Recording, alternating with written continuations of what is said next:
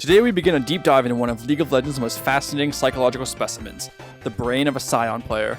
Now these are surely either the smartest or the dumbest players in the game, but nobody is quite sure which one it is. Are they geniuses disguised as griefers, or griefers disguised as geniuses? The science is inconclusive.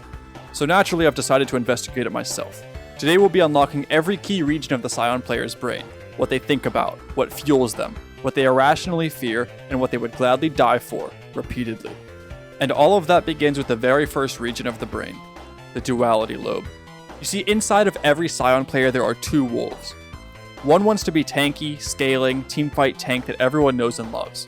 The other wants to build lethality and Hullbreaker and die 15 times in the side lane.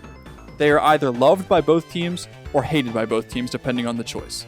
The Sion player, however, struggles internally to decide which one to embrace. We all know Kayn is the champion who has the illusion of choosing between two themes every game, but Sion is actually the exact same way. One is noble. He builds tank items, peels for his carries, and anchors teamfights like a true frontline hero. They are righteous, lawful, and honorable. The kind of Sion who buys control wards. The Sion everyone wants in their games, fun to play with and fun to play against. The other side, however, calls for them like the Green Goblin mask. They build lethality and Hullbreaker. They don't peel for their teammates, they peel turrets off the map. This one will never be seen fighting with their team. The only things they fight are minions, towers, and their inner demons. Nobody likes this version of Sion. Not his teammates, not his enemies, and not even Riot Games. Yet Sion players still hear it calling for them. The two wolves inside fight constantly, and in the end, every game, only one of them wins. So yes, to the outside world, Kayn is just the poster child of duality. Red or blue, bruiser or assassin, good or evil. But Sion is the true duality. One path leads to honor and glory, and the other leads to being reported 9 times. So while most people look at this champion and think he's just a big guy with a big axe, there's actually a much deeper philosophical battle raging inside the Sion player every single game. A war of yin and yang. But as we dive deeper into the Sion player's brain, we'll actually discover that regardless of the duality in their style, they actually have a lot in common as well. This of course leads us to the next part of the brain, where we see the Thebausffs cortex.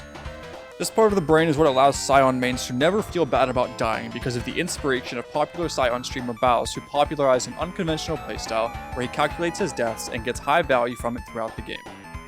It's a high-level understanding of macro gameplay where he can actually utilize deaths for good. Unfortunately, 99% of Sion mains do not have that same understanding, but they do have the confidence. And that's where this part of the brain takes hold. This is the mental gym where bad players do psychological backflips to convince themselves that their 1 in 9 power spike is all just part of the plan. If they die in a 1v2, worth. Die under tower and barely scratching the plates, still worth. Enemy team used Ignite on them, definitely worth. Did they miss the cannon wave and give the shutdown gold? Sure. But did they also force an ult, get turret aggro, and create map pressure? Absolutely. And in their minds, this will always be a worthy trade. It's not about the truth, it's just about the belief. The truth is, most Sion players didn't calculate anything before they died. They don't actually know if what they did was worth it or if it led to a higher gold swing in favor of them or not. But in spite of that, they have such confidence in their ability because they watched Thebausffs do it on stream a few times. Every Sion player, regardless of their true intelligence, is a genius within their own mind. And if they lose because of the Darius that got 10 kills in lane phase, they can always just blame their team for not taking advantage of the tempo and map pressure that the Sion player thinks they created. Sometimes it is true, but oftentimes it is not. The Thebausffs cortex is where every death becomes nothing more than a tax write-off in their mind. And now that we've talked about this area of the brain that was a bit more complex, let's discuss something much more simple. Something as simple as pressing the subscribe and like button on this video. I've also heard that when you click subscribe, it plays the Heartsteel sound effect. And if that excites you, then go ahead and subscribe and get ready for this next part of the brain, because this region of the brain is known as the clang center. You see, unlike the Thebausffs cortex, which attempts to simulate intelligence, the clang center operates on no such illusions. This is purely based on stimulus response. Allow me to break this down for you in the way that they see it. Sion buy Heartsteel. Sion hear clang. Sion happy. It really is that simple. It is reported that up to 70% of Sion deaths are actually a result of chasing a Heartsteel stack. But it's not that the Sion players didn't calculate the fact that they would die. They knew they would die. They wanted the Heartsteel stack more than life. It doesn't matter that his passive already gives him 1000 bonus health every game, because they're not just interested in the health gain. What they really need is to hear that holy clang. And this isn't even the only part of their brain based around sound effects, because located right next to the clang center is the demolish dependency gland. If Heartsteel is the dopamine hit, then demolish is the deep spiritual hum of a Sion player's soul. One of the biggest reasons they choose to build massive HP scaling items like Heartsteel is just to maximize the damage of each demolish proc. In these moments, the game fades away. They don't look at their map, they don't look at the enemies around them. All they want to look at is how much damage the turret takes when it finally procs. You see, Sion players aren't playing the same game as everybody else. Everyone thinks that the game is about team fighting and coordination to push the enemy nexus. But to the Sion player, their game is already won when they hear demolish go off. They don't live for the thrill of the team fight. They don't even play for the thrill of winning.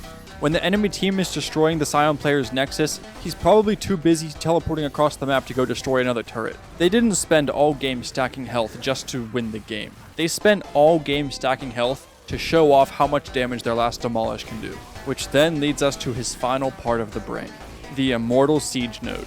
This is the most glorious and mythic, but also rarely achieved part of the Sion player's brain.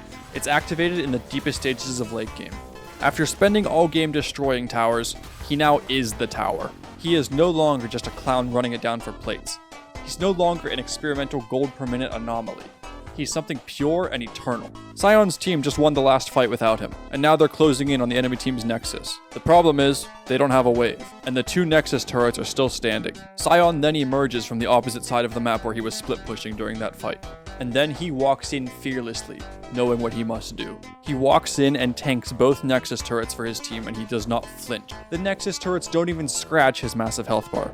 And then one last time, he charges up Demolish and one-shots the last turret for his team to win. It's either that, or he wakes up from his dream and realizes his team lost the fight and his base got destroyed.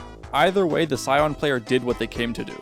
And so this concludes our study of the Sion player's brain. They live on both simple pleasures and complex ones. But the next time you see your Sion charging down the side lane, don't just flame him, observe him. Now if you'll excuse me, I hear a turret calling. Subscribe for more knowledge.